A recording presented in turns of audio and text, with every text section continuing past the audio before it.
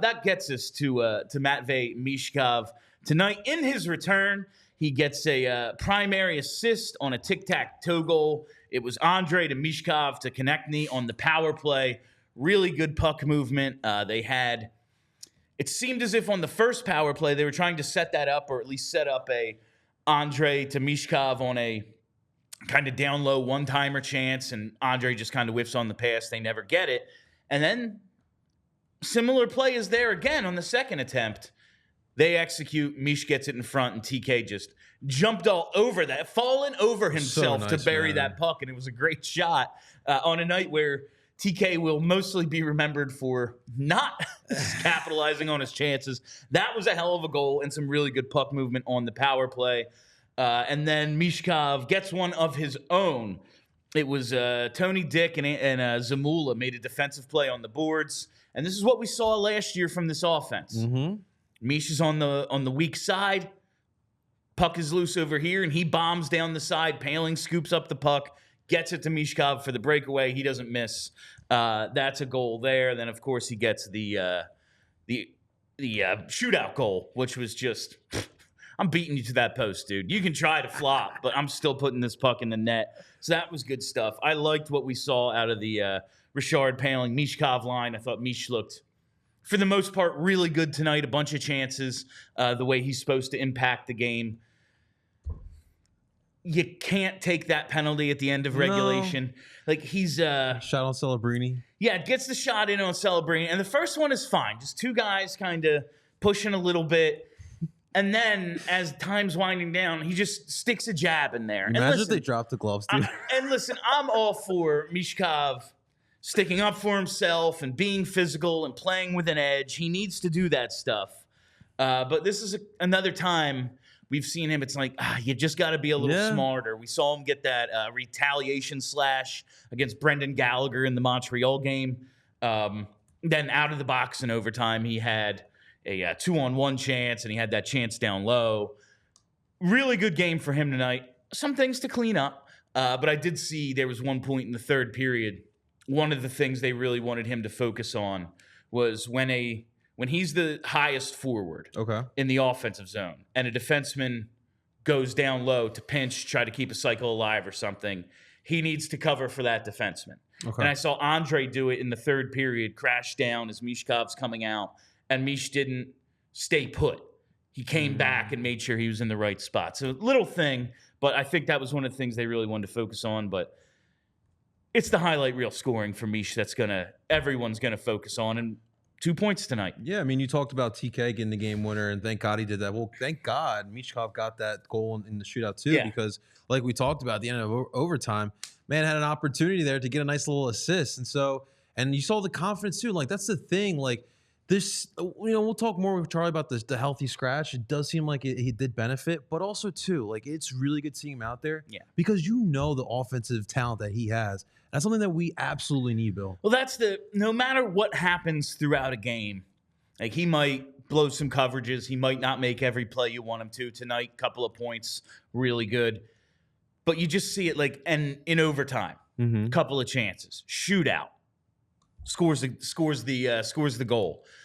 He just has the possibility for him to score is ever present. And there's so few guys of that like that on this team, basically none, that it's hard to make an argument to ever take him out of the lineup. But I do think, while back-to-back games is like, all right, sit him for one, make sure he knows what he sat for, make sure he knows what he's supposed to be doing. But two, all right. But at least it was on the road. He comes home. He's back in there.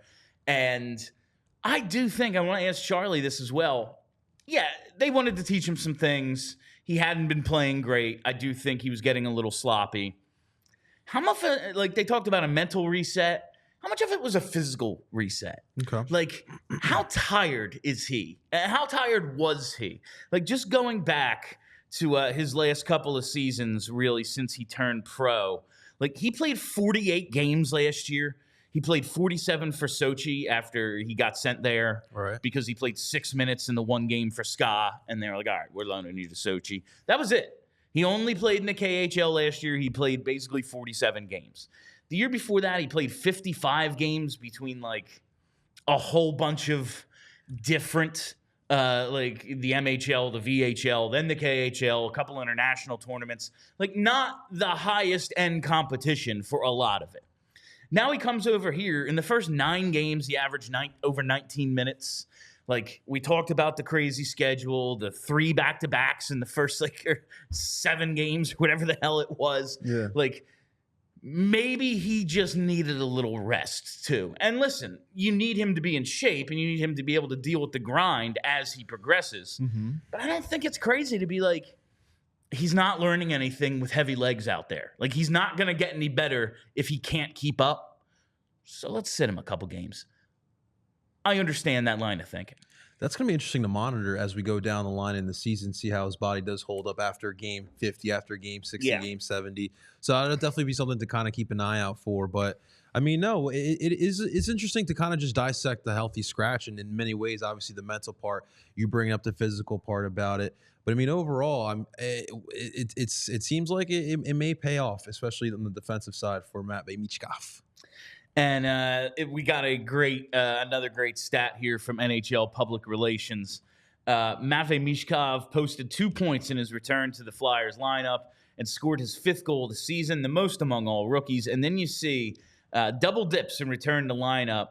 Michkov tied Ron Sutter and Bob Kelly for the 6th most multi-point games by a Flyers teenager behind Pete Zezel, who had 18, Lindros, who had 15, Zubris, who had 12. I did not realize that. Gagne and Mike Ricci both had 7. And just looking at when his birthday is, I believe it is December 8th.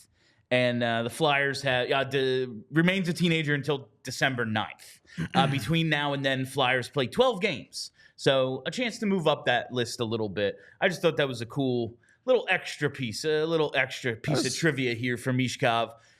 Good company. He's looking really, really good. Yeah, he is. The other elements of his game are going to be a work in progress, but he creates scoring chances on a regular basis. What I love, too, just like the team aspect of this, Eric Johnson scores the first goal, and then right before the face-off, Giovanni Smith's heckling with Matvei Michkov, and here comes Eric Johnson stepping in for him. Good stuff. Johnson, 15 career fights, but at this point, he doesn't need to get pummeled by anyone. No. And he kept his distance and tried not to get beat up. But it is good. It's being a good teammate, stepping in there for the teenager. You can't let him fight that fight. And that's good stuff from Eric Johnson. We talked about this line of Paling and Tony Dick and Matvei Michkov tonight. And like I said in pregame, it was okay. I guess this is what we're doing. And then I thought about it for a second.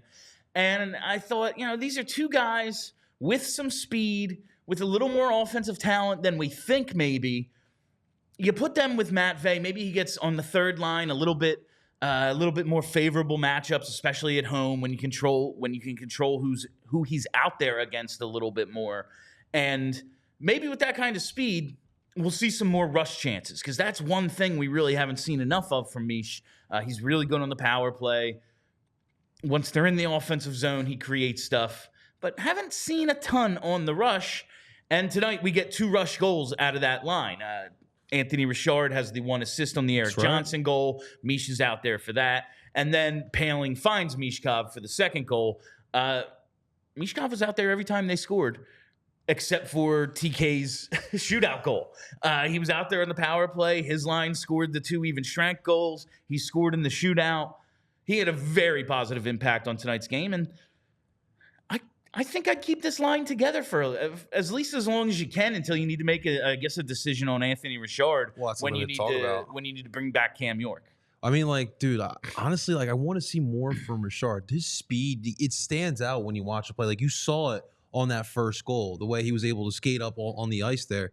But, come on. Do we need to see more D'Lo? And, we have to talk about Morgan Frost later on, but, I would love to see Richard. I would love to see what people think about it, too, because, Richard has shown us something in these last couple games. He has. We